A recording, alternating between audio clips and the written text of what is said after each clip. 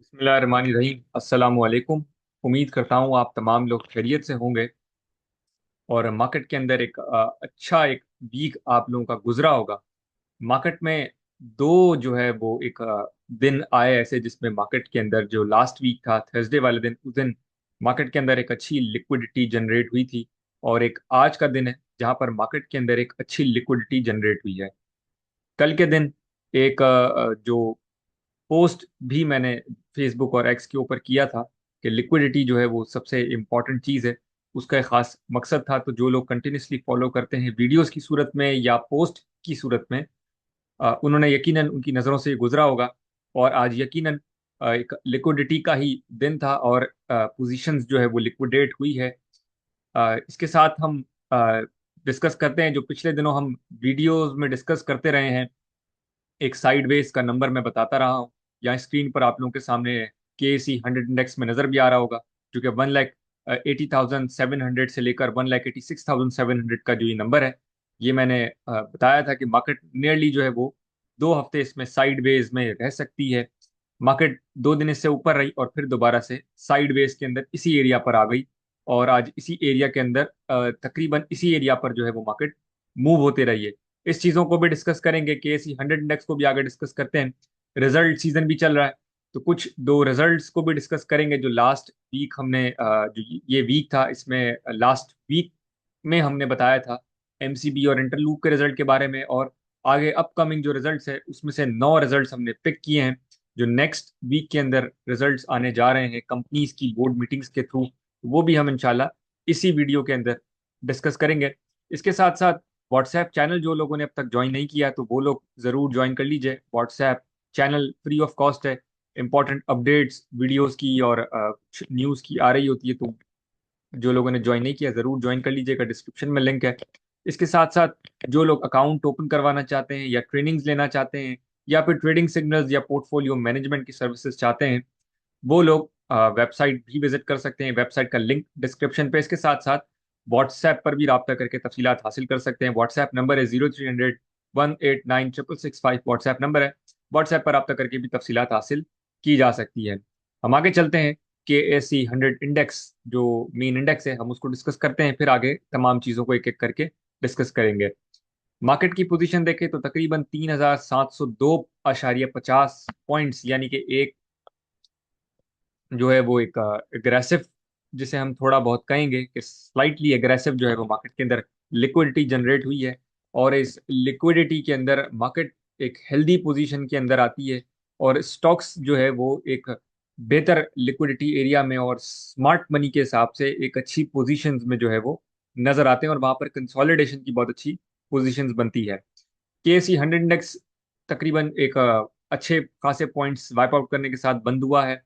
Weekly पर अगर हम चलें तो फिर हम वीकली पर देखते हैं कि क्या पोजीशन है। तो वीकली साइड के ऊपर देखें तो मामला कुछ खराब नहीं है, सिर्फ और सिर्फ तकरीबन 45 पॉइंट्स माइनस साइड के ऊपर क्लोजिंग है।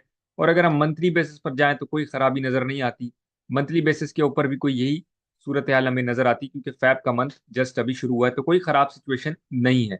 खराब सिचुएशन डेली टाइम फ्रेम के ऊपर, डेली के चार्ट के ऊपर हमें नजर आती है। हम छोटे टाइम फ्रेम पर चलते हैं, 15 मिनट के टाइम फ्रेम के ऊपर, और तमाम चीजों को डिस्कस करते हैं।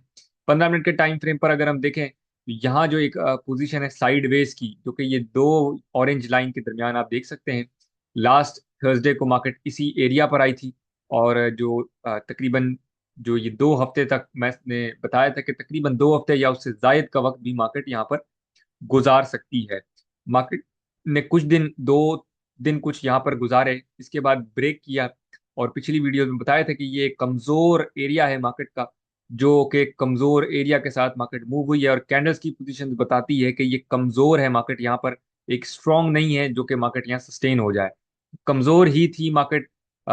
जो वेंसडे का दिन था मार्केट मूव हुई, थर्सडे का दिन था मार्केट, ट्यूसडे का दिन था वहां मार्केट मूव हुई, थर्सडे को ऑफ के बाद आज मार्केट यहीं पर मूव हुई, स्लाइटली पॉजिटिव खुली और फिर एक अच्छी जो है वो लिक्विडिटी की पोजीशन नजर आई। करंटली हम वहीं आ चुके हैं, एक साइड वेज का एरिया जो मैंने बताया है 1,80,700 से 1,86,700 का ये एरिया है, जो कि मार्केट के साइज के साथ बहुत बड़ा है। चूंकि मार्केट का नंबर भी बहुत बड़ा है तो ये एरिया भी काफी बड़ा है। मैं समझता हूँ करंटली मार्केट जो है वो इसी के दरमियान मजीद कंसोलिडेशन की पोजीशन में एक अच्छी गुंजाइश स्टॉक्स के अंदर दे सकती है। जो अच्छे स्टॉक्स हैं, जो मार्केट मूवर्स हैं, उनको जरूर जो है वो ध्यान में रखिए।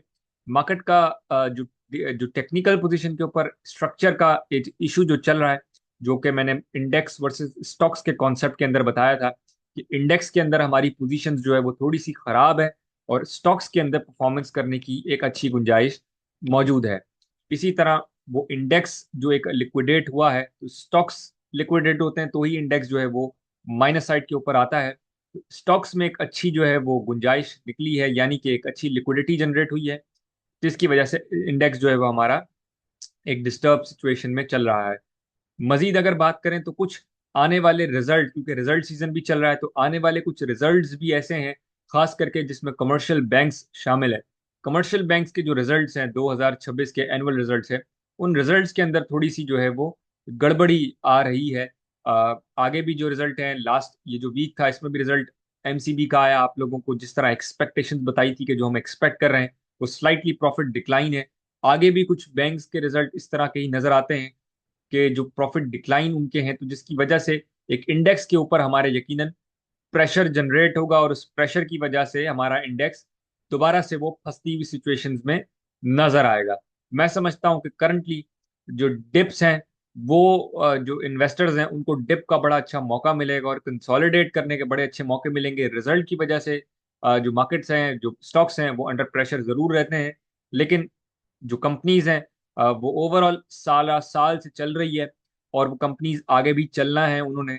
तो रिजल्ट ये टाइम बीइंग मैटर है। रिजल्ट्स आगे जो है वो बेहतर भी होते हैं, मजीद भी जो है वो कंपनीज प्रोग्रेस करती है। इस वजह से मार्केट हमारा फॉर द टाइम बीइंग एक प्रेशर में रह सकता है रिजल्ट सीजन की वजह से और रिजल्ट अच्छे ना आने की वजह से। लेकिन ओवरऑल मार्केट के स्ट्रक्चर में कोई खराबी इस वक्त नजर नहीं आती है। KSE 100 इंडेक्स को टेक्निकली थोड़ा सा एनालाइज कर लेते हैं कि क्या पोजीशन जो है वो हमें आने वाले दिनों में नजर आ सकती है मार्केट समरी के अलावा। तो मार्केट समरी के अलावा भी हम सूरत हाल थोड़ी सी देख लेते हैं। KSE 100 इंडेक्स को हम थोड़ा सा मजीद जो है वो डिस्कस कर लेते हैं। मैं समझता हूँ कि बड़ा इंपॉर्टेंट है जिसको डिस्कस करना।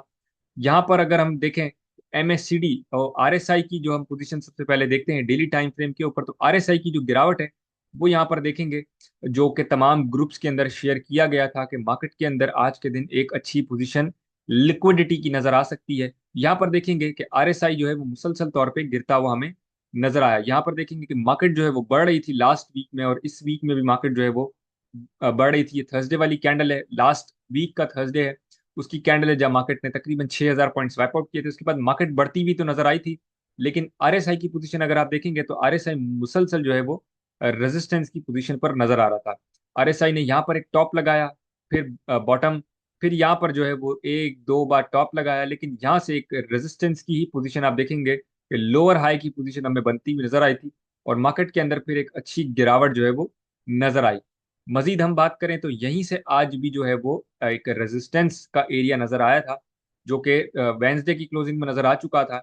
और इसीलिए मैंने अपनी वीडियो के अंदर भी बाय ऑन डिप्स पे रहने की सजेशन दी थी कि बाय ऑन डिप्स पे रहना चाहिए, एग्रेसिव जो है वो बाइंग की तरफ नहीं जाना चाहिए। तो मार्केट के अंदर टेक्निकल पोजीशंस बड़ी वाज़ेह तौर पे नजर आ रही थी। आगे हम चलते हैं, MACD को भी डिस्कस करते हैं। तो MACD के अंदर आप देखेंगे, तो MACD की पोजीशन अगर हम देखें तो MACD के अंदर भी आप देखेंगे कि एक हाई बने हैं, और इसके हाई के साथ ही एक चैनल की पोजीशन क्रिएट हो गई है।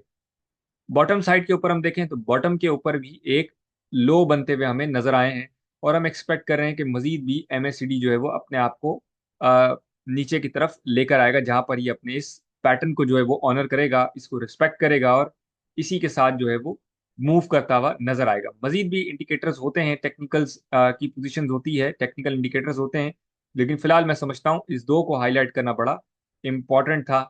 इसके साथ मजीद अगर हम जाएंगे तो बड़ी कंफ्यूजन हो जाएगी।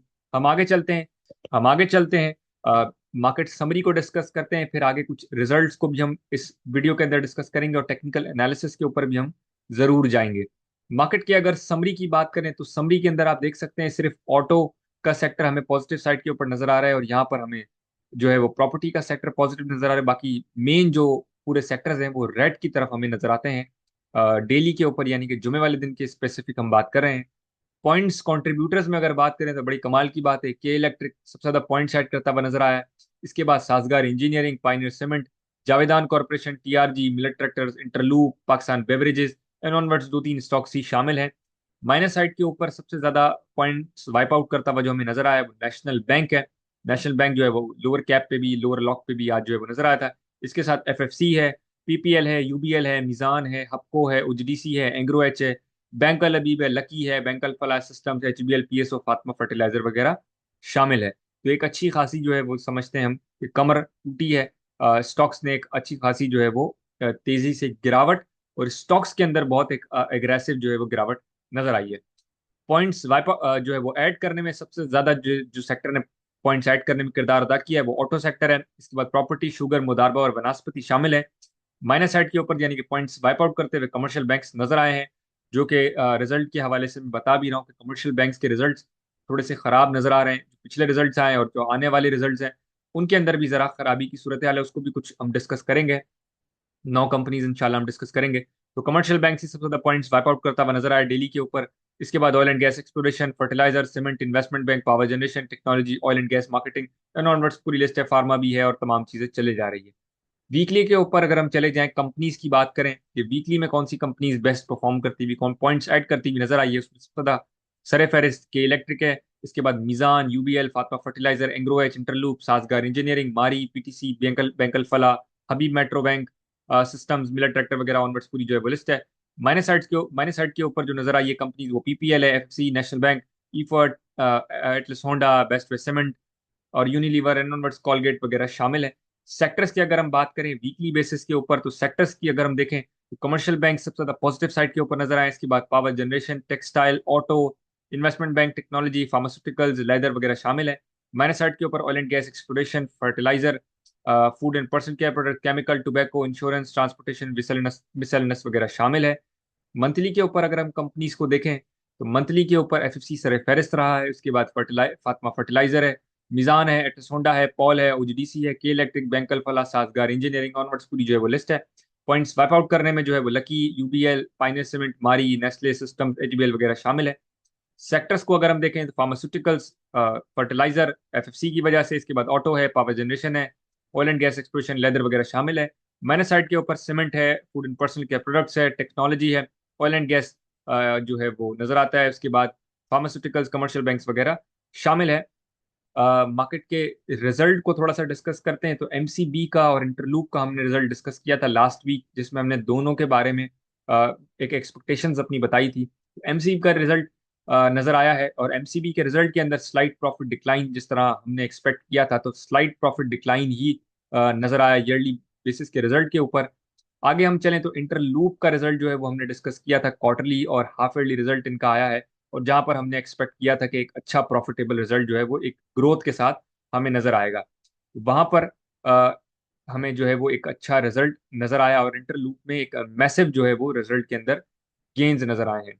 नेक्स्ट वीक के रिजल्ट्स के ऊपर अगर हम जाएं तो काफी सारे रिजल्ट्स नेक्स्ट वीक में आने जा रहे हैं। ये बोर्ड मीटिंग्स की पूरी जो है वो लिस्ट है, जिसमें हम डिस्कस करते हैं कि नेक्स्ट वीक के जो रिजल्ट्स हैं वो हम इसके अंदर जो है वो डिस्कस करेंगे, जो कि 15 तारीख तक आएंगे, 9 तारीख से, 9 फेब से 15 तारीख तक, जिसमें हमने कुछ रिजल्ट्स को पिक किया है। सबसे पहले हम उसमें डिस्कस करेंगे मीजान बैंक को। मीजान बैंक के अंदर जो हमारी एक्सपेक्टेशंस है वो प्रॉफिट डिक्लाइन की ही है, और slight profit decline. Overall commercial banks के अंदर जरा प्रेशर है रिजल्ट्स को लेकर, जिसमें प्रॉफिट डिक्लाइन एमसीबी में भी नजर आया। तो मीजान में भी हमारी एक्सपेक्टेशंस है कि मीजान में भी एक प्रॉफिट डिक्लाइन हमें नजर आएगा, जो कि स्लाइट प्रॉफिट डिक्लाइन ही होगा। अस्करी बैंक का भी रिजल्ट आने जा रहा है, तो अस्करी बैंक में भी हमारी जो एक्सपेक्टेशंस है वो स्लाइट प्रॉफिट डिक्लाइन की है ईयर ऑन ईयर बेसिस के ऊपर। अलबत्ता जो कमर्शियल बैंक्स का ही सेक्टर पूरा एक प्रेशर के अंदर है, तो अस्करी बैंक भी उसमें शामिल है, तो स्लाइट प्रॉफिट डिक्लाइन हम एक्सपेक्ट कर रहे हैं। पाइनियर सीमेंट का अगला जो रिजल्ट है, पाइनियर सीमेंट के अंदर भी जो है वो हम एक स्लाइट जो है वो प्रॉफिट डिक्लाइन हम एक्सपेक्ट कर रहे हैं। और मैं समझता हूँ कि स्लाइट प्रॉफिट डिक्लाइन इनके रिजल्ट्स में भी, पाइनियर सीमेंट में भी नजर आएगा। आगे चलते हैं, बैंक अल हबीब का रिजल्ट। तो बैंक अल हबीब में भी जो है वो हम slight profit decline year on year basis पे ही एक्सपेक्ट करें। तो कमर्शियल बैंक्स के अभी तक जो मैं एमसीबी था लास्ट वीक हमने डिस्कस किया, और अभी की वीडियो के अंदर जो आने वाला वीक है उसमें 3 बैंक्स के ही रिजल्ट है, एमसीबी, बैंक अल हबीब और अस्करी बैंक। तो तीनों में प्रॉफिट डिक्लाइन है।